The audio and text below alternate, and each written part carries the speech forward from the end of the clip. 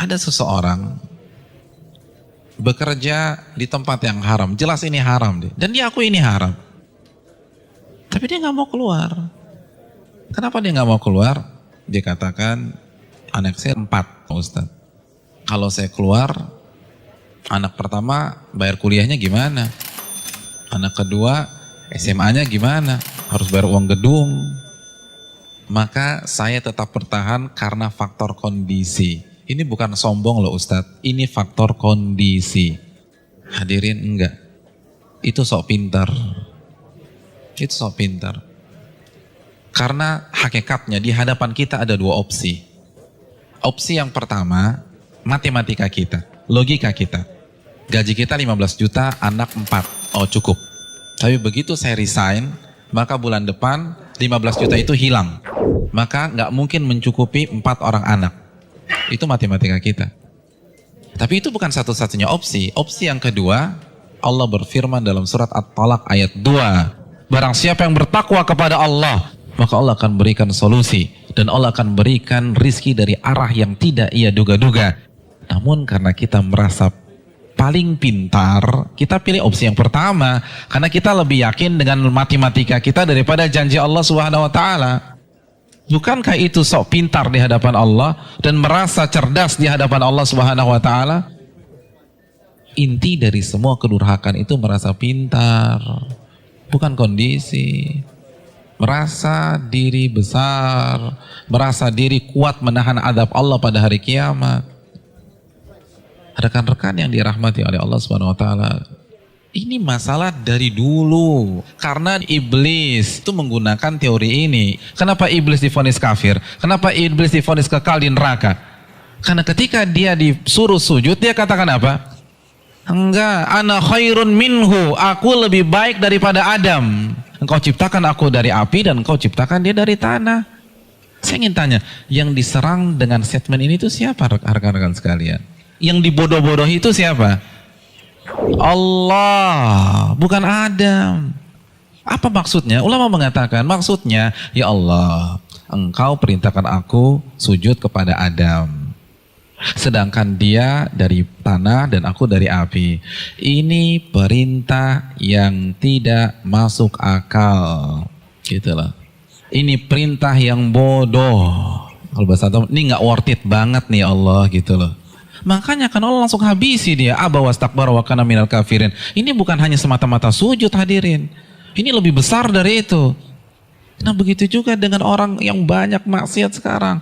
Ya nggak mungkin lah ada orang mengatakan ngaku muslim gue lebih pintar dari Allah. Enggak lah. Tapi dengan cara dia membantah ayat Allah, menolak hadis Nabi, itu kan merasa pintar. Merasa pintar. Akhirnya dibantah, dijawab. Hadirin simpel aja, saya kasih 2 contoh dalam masalah ini. Asy-Syu'ara ayat 61, ini jelas. Ketika Allah perintahkan Nabi Musa untuk lari, untuk keluar dari Mesir. Lalu apa yang terjadi? Dan ketika kedua kelompok itu sudah saling melihat, Fir'aun sudah melihat Nabi Musa di hadapannya, dan Musa kalau menoleh sudah melihat Fir'aun. Innal mudrakun. Maka sebagian pengikut Nabi Musa itu mengatakan kita akan tertangkap.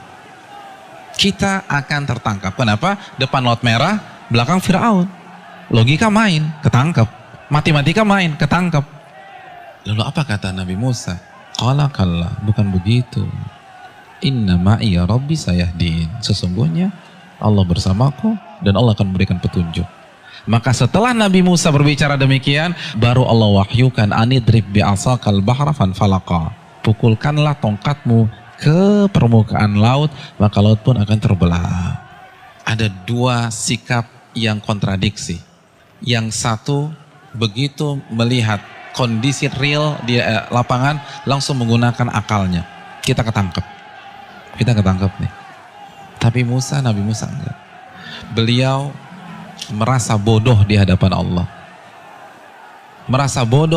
Maka beliau tidak menggunakan pemikirannya, tidak menggunakan logikanya, tidak menggunakan matematikanya. Nabi Musa lebih percaya dengan janji Allah, in tansurullah yansurkum. Jika kalian menolong agama Allah, Allah akan tolong kalian. Orang nggak akan bisa seperti ini kalau dia nggak merasa bodoh di hadapan Allah. Hadirin, saya ingin bertanya, pengikut Nabi Musa itu siapa sih? Bani Israel. Bani Israel itu bodoh atau pintar? Pintar. Dan Nabi Musa adalah anak bangsa Bani Israel yang tercerdas pada saat itu. Yang satu merasa bodoh, yang satu merasa pintar. Dan yang benar adalah yang merasa bodoh di hadapan Allah. Ternyata seluruh analisa, prediksi yang diucapkan oleh seluruh orang-orang yang mengatakan kita akan ketangkap salah semua. Bukankah itu pelajaran bagi kita? Bukan berarti kita nggak boleh menggunakan akal sehat, enggak. Tapi kalau sudah berhadapan dengan perintah yang jelas, larangan yang jelas, merasa bodohlah di hadapan Allah. Jangan kritik, nggak mungkin Ustadz, ini nggak make sense nih Ustadz, ini nggak dapat hitung-hitungannya. Tuh Anda baru lagi merasa pintar.